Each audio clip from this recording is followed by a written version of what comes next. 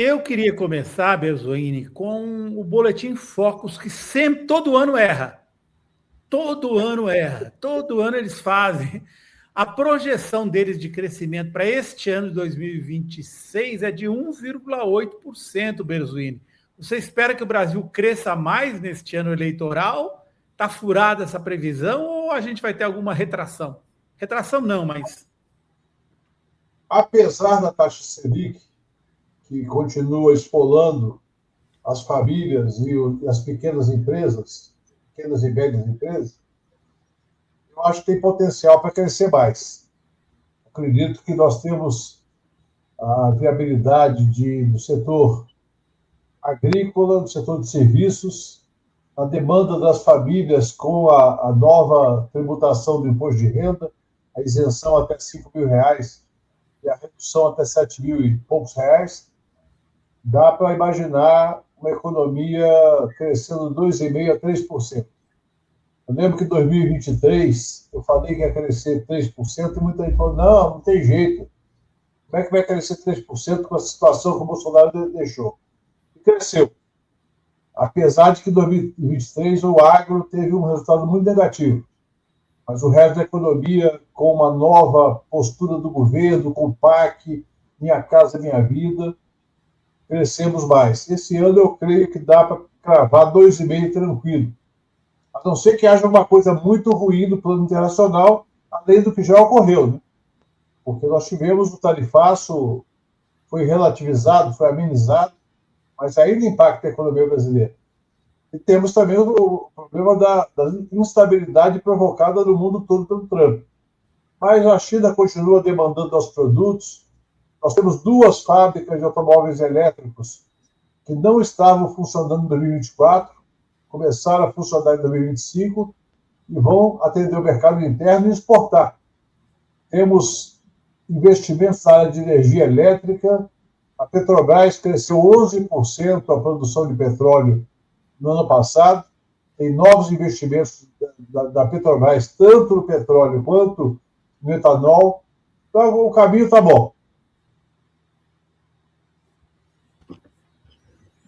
O Bezoini, olha só, já falando em economia e falando em eleições, eu queria que você traçasse um panorama. Os dados da economia, como você trouxe, a inflação do período do governo agora é uma das menores dos últimos, na comparação com os governos democráticos. A entrega da inflação está aí abaixo do teto da meta em todos os anos.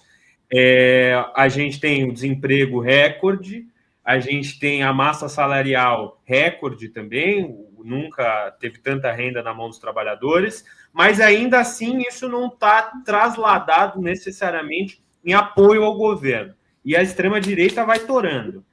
Como que você acha que esse tipo de conquista pode ser transformado ao longo desse período eleitoral? Olha, eu creio que a questão econômica é sempre importante, mas não está sendo tão importante quanto no passado. Hoje, essa chamada polarização, eu não gosto do termo, mas essa calcificação dos eleitorados contra Lula, contra o PT e a favor de Lula, bolsonaristas versus quem tem simpatia pelo PT e pelo Lula, isso provoca hoje uma certa estratificação que o eleitorado a ser disputado não passa de 5% a 10%. Eu dou como certo que tem 40% de voto contra o Lula em qualquer hipótese. E tem 40% de voto a favor, qualquer hipótese. Você tem 20% de disputa. Essa disputa, a economia é importante, mas não só a economia. A discussão, por exemplo, de como que se faz um projeto para o futuro do Brasil mais nítido, tem muita gente batendo nisso, eu também estou batendo, porque eu creio que o Lula devia se dirigir à nação para dizer, olha, nós temos eleições, eu sou candidato, talvez pela última vez, mas, para além da candidatura, tem um projeto de país. E esse país que precisa ter uma infraestrutura muito melhor, que precisa eliminar as moradias precárias, que precisa garantir que o saneamento básico vai chegar para todos. Essa fala objetiva, que não se limita à economia, mas principalmente às condições de vida da população, por exemplo, com a tarifa zero nos ônibus urbanos, com ampliação da progressividade do imposto de renda para os muito ricos, que vão pagar 10% agora, mas ainda vão continuar pagando menos que o professor.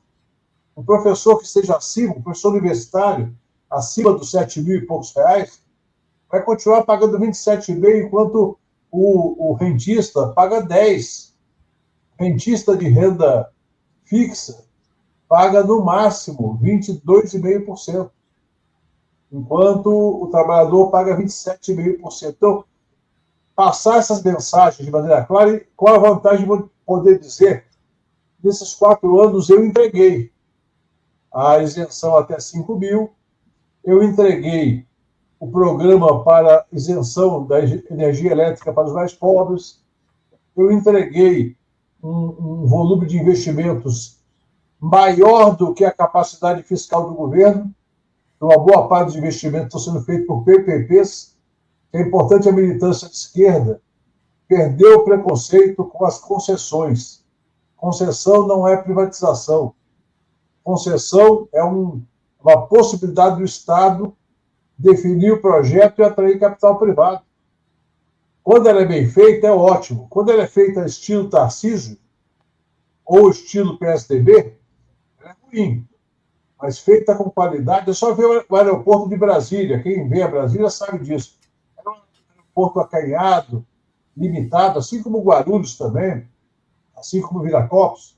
E hoje são aeroportos muito melhores, que houve uma concessão bem gerenciada e está sendo atendido há 10 anos que a população tem novos aeroportos nessas 3 cidades, além de Galeão e outros.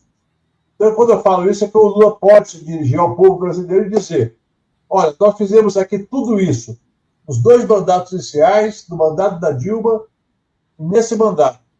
E eu, como sou candidato, talvez pela última vez, espero que eu seja candidato para umas 4 vezes, mas talvez pela última vez, eu estou apresentando um programa de 20 anos para o país. E quem acreditar que o Brasil pode ser um país tão importante quanto as grandes potências que hoje disputam a economia mundial, aposte nisso, não para o meu mandato, será um pedaço, mas para os mandatos futuros de quem vier a governar o Brasil.